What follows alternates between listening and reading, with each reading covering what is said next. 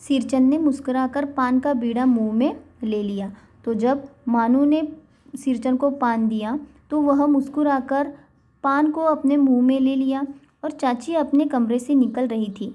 सिरचंद को पान खाते देखकर अवाक हो गई। तो चाची जब अपने कमरे से निकल रही थी तो यह जो सिरचंद है उन्हें पान खाते हुए देखकर वो एकदम से अवाक हो गई। अवाक मतलब चकित हो गई। सिरचंद ने चाची को अपनी ओर अचरज से घूरते देखकर कहा, छोटी चाची, जरा अपनी डिबिया का गमकोवा जर्दा खिलाना। तो सिरचंद ने चाची को अपनी ओर अचरज से घूरते देखकर कहा कि छोटी चाची, जरा अपने डिबिया का गमकोवा मतलब सुगंधित, गमकोवा जर्दा खिलाना मतलब सुगंधित, जर्दा मतलब तंबाकू, तो गमकोवा जर्दा खिलाना। बहुत दिन हुए। चाची कई कारणों से जली भुनी रहती थी सिरचंद से। तो चाची पहले से ही सिरचंद से जली भुनी रहती थी। जली भुनी मतलब कि वो उससे हमेशा नाराज रहती थी।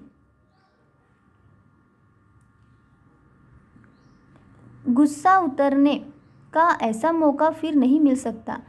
झनकती हुई बोली, तुम्हारी बड़ी हुई जीभ में आग लगे, घर में भी पान और गमकोवा जर्दा खाते हो, चटोर कहीं के। उसने क्या कहा कि झनकती हुई बोली, तुम्हारी बड़ी हुई जीभ में आग लगे, घर में भी पान और गमकोवा जर्दा खाते हो, चटोर कहीं के। मेरा कलेजा धड़क उठा और हो गया सत्यानाश।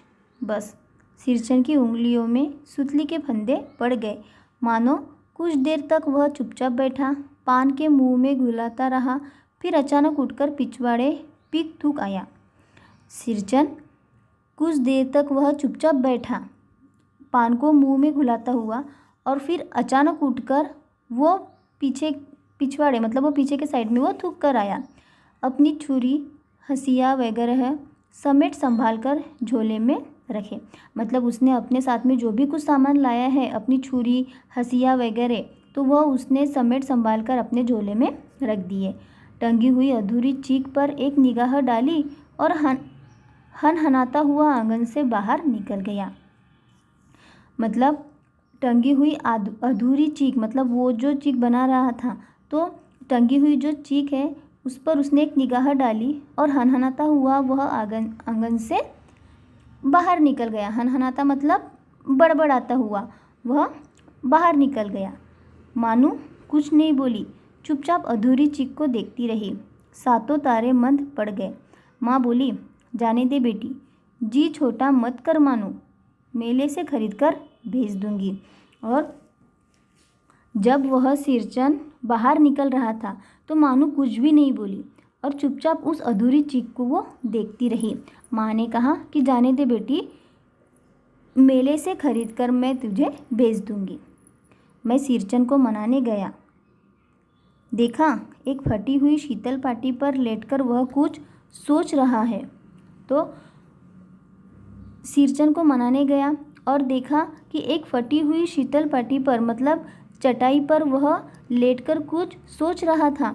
मुझे देखते ही बोला, बबुआ जी अब नहीं, कान पकड़ता हूँ, अब नहीं। उसने क्या कहा कि बबुआ जी अब नहीं, अब मैं कान पकड़ता हूँ, अब नहीं। मोहर छाप वाली धोती लेकर क्या करूँगा, कौन पहनेगा।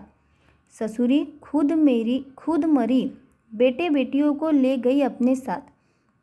बबुआ जी, मेरी घरवाली जिंदा रहती तो मैं ऐसी दुर्दशा भोगता।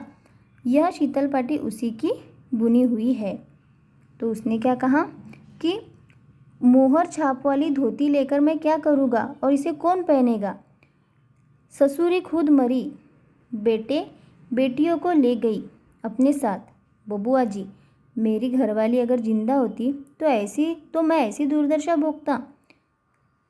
यह शीतल पाटी उसी की बुनी हुई है। इस शीतल पाटी को छूकर कहता हूँ अब यह काम नहीं करूँगा। और यह जो शीतल पाटी है मतलब यह जो चटाई है यह उसी की बुनी हुई है।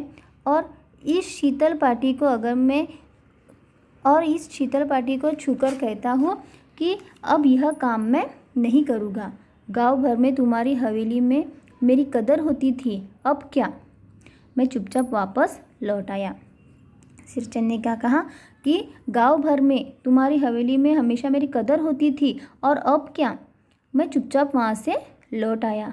समझ गया, कलाकार के दिल में ठेस लगी है, वह नहीं आ सकता।